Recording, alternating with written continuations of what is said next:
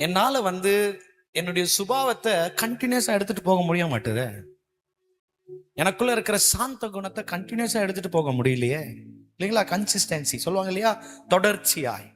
நேற்று தினம் வரைக்கும் வைராக்கியமா இருந்தனா, இன்னைக்கு ஏன் வைராக்கியமா இல்ல? நேற்று தினம் வரைக்கும் ஆண்டவருக்காக நான் எதை வேணா இழக்க ரெடி, நேற்றைய தினத்துல ஆண்டவருக்காக எதை வேணா தூக்கி எறிய ரெடி, ஆண்டவருக்காக எத்தையும் மாற்றிக்கொள்ள ரெடி, ஆண்டவருக்காக எப்படி வேணா ஜீவிக்க ரெடின்னு சொல்லி வைராக்கியமா விட்டு கொடுத்தனா, ஆனா இன்றைக்கு திடீர்னு ஏதோ ஒரு காரியம் வந்த உடனே நான் எதெல்லாம் ஆண்டவருக்கு ப்ராமிஸ் பண்ணணும் நானே மறந்துட்டேன். ஏன் தொடர்ச்சியா இல்ல? வெறும் இன்ஸ்டால்மெண்ட்ல தான் வருமா ஃபயர்? நமக்கு அங்க விட்டு விட்டு விட்டு தான் வரணுமா? நல்லா புரிந்து கொள்ளுங்க.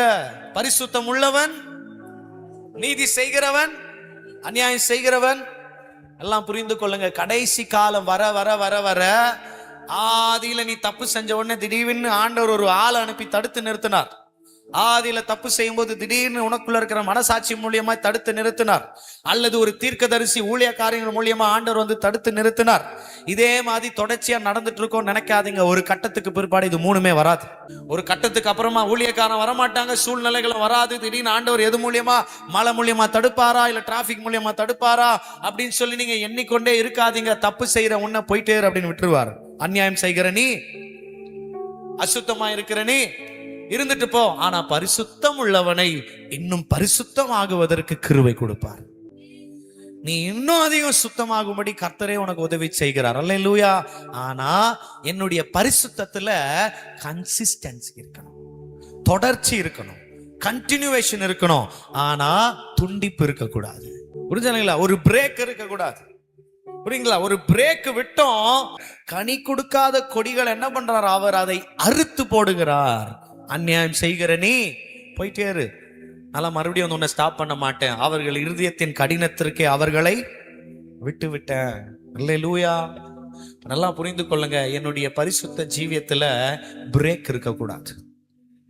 நான் ஆண்டவருக்காக என்னுடைய சுபாவம் மாற்றுதல் இருக்கு தெரியுமா? அந்த சுபாவம் மாற்றுதல்ல பிரேக் இருக்கக்கூடாது. நான் நேற்று தினத்துல ஒரு சுபாவத்தை விட்டுருப்பேன் அப்படின்னா இது கடைசி வரைக்கும் நிலைத்திருக்கணும், முடிவு பரியந்தம் நிலைத்திருக்கணும். என் பெருமை எனக்குள்ள இருந்து வெளியில போச்சு, எது வரைக்கும் அது இருக்கணுங்க?